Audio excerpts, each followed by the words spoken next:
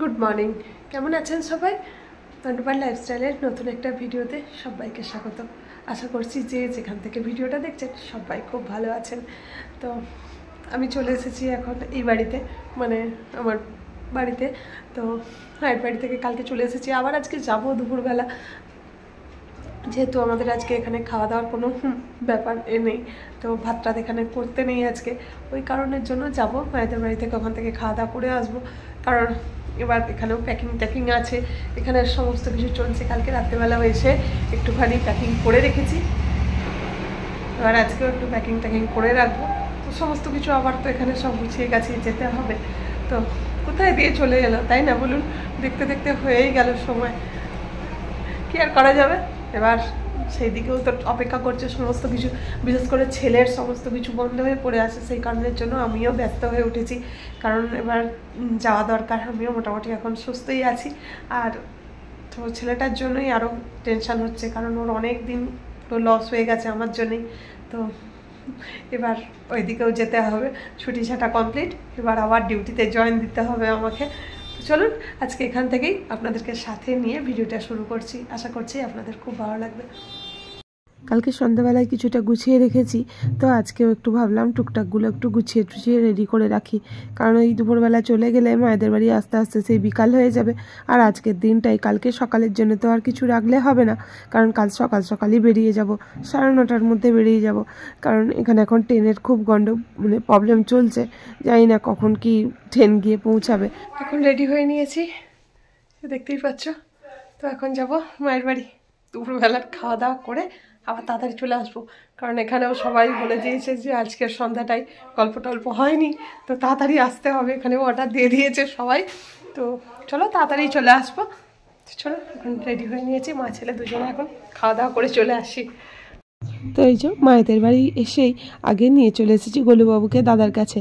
তো এই যে দাদা সব বার করেছে, গলুর একটু পায়ের জন্যও নেবো আর একটু কোমরের জন্য। তো অনেক দিন ধরেই ভাবছিলাম গলুর এইগুলো নেবো, সাজগুলো। তো ওই জন্যই মাপঝোক হচ্ছে, গলুর একটু কাটাছাটা করতে হবে, কারণ কতটুকু কি মাপের লাগে, তো সেইগুলো একটু দেখে নিচ্ছিলাম। এই যে দেখুন, এই কোমরের এইটা একটু বড় হয়েছে, তো ওই কারণের জন্য একটু ছোট দেখে একটা নেবো, আর একটু কতটা কি কাটতে হবে ওটাই দাদা এখন দেখছে। আর নেবো পায়ের দুটো মল। তো এই যে দেখো গোলুবাবু কেমন বসে আছে চুপটি করে, এই দেখেছেন? গোলুবাবুর এখন সাজের জিনিস কেনা হচ্ছে বলে কথা। তো এই দেখুন, এই কোমরের আর পায়ের তো কেমন হয়েছে বলুন আমাদের গোলুবাবুর এই জিনিস দুটো। দাদা পরিয়ে দেখছে কতটা কি ছোট করতে হবে। আর এদিকে ফৌজিবাবুও ফোন লাগিয়েছে, তো ফৌজিবাবুকেও ভিডিও কল করে দেখাচ্ছিলাম যে মানে কীরকম কি হচ্ছে জিনিসটা। ফৌজিবাবুও ভিডিও কলে দেখছিল। এই দেখুন কি সুন্দর লাগছে না কোমরটা পুরো। পায়ের এটা পুরো একবারে পার্মানেন্টের জন্য মতো এঁটে নিলাম এটা, আর গলেও পড়বে না, কোনো অসুবিধা নেই। ওই জন্য একবারে দাদা মুড়ে এটা ঠিক করে দিয়েছে। তো এতে একটা ওই মলের মতো ঝুড়ি হলে ভালোই লাগতো, তাই না বলুন? বেশ ঝুমঝুম করতো। তো যাই হোক, এখন এটাও পায়ে এঁটে দিয়েছে, শুধু এবার কোমরেরটা একটু কাটিং করতে হবে। ওই জন্য কোমরেরটা এখন হলো না, ওটা পরে করে দেবে, কাটিং করতে হবে। তো ওটা একটু টাইম লাগবে, ওই কারণের জন্য হয়নি। এই দেখুন দু পায়ে পুরো একদম কি সুন্দর পরে নিয়েছে, আর এই কোমরটাও কি ভালো লাগছে, তাই না?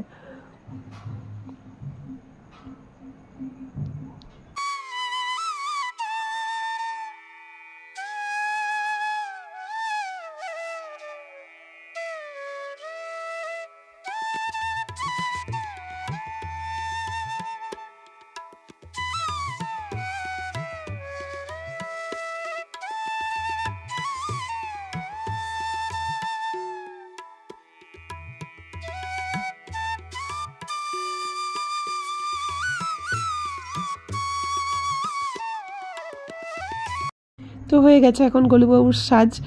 আর এখন আমরা বসে পড়েছি লাঞ্চে। দুপুরের লাঞ্চে আছে আজকে করলা ভাজা, কাঁচকলা আলু ভাজা, ডাল, এই যে চিকেন, আর মাছ ভাজা, বাটা মাছ ভাজা, আর চাটনি। তো চলুন এই দিয়ে এখন লাঞ্চটা কমপ্লিট করে নিই। আর লাঞ্চ কমপ্লিট করার পরেই মা ডাব রেখে দিয়েছিল, তো ডাবের জল টল খাওয়া হয়ে গেছে। আর এই ডাবের মধ্যে আছে এই শাঁসওয়ালা ডাব ছিল, তো শাঁসও ছিল অনেকটা। তো এই ডাব এই জল খাওয়ার পর এই শাঁসটা খেতে দারুণ লাগে। আর দেখুন এই যে ছেলে বসে বসে চামচ দিয়ে দিয়ে এগুলোকে তুলছে। খুব মানে একটু এই শক্তটার থেকে আমার একটু নরম নরমটা খুব বেশি ভালো লাগে। দেখুন এই যে আমি এইটাই নরমটাই তুলে খাচ্ছি, শক্তটা খুব একটা ভালো লাগে না, আমার নরমটাই খুব বেশি মানে ভালো লাগে। তো মা এই যে কেটে কেটে দিচ্ছে আর আমরা বসে বসে খাচ্ছি।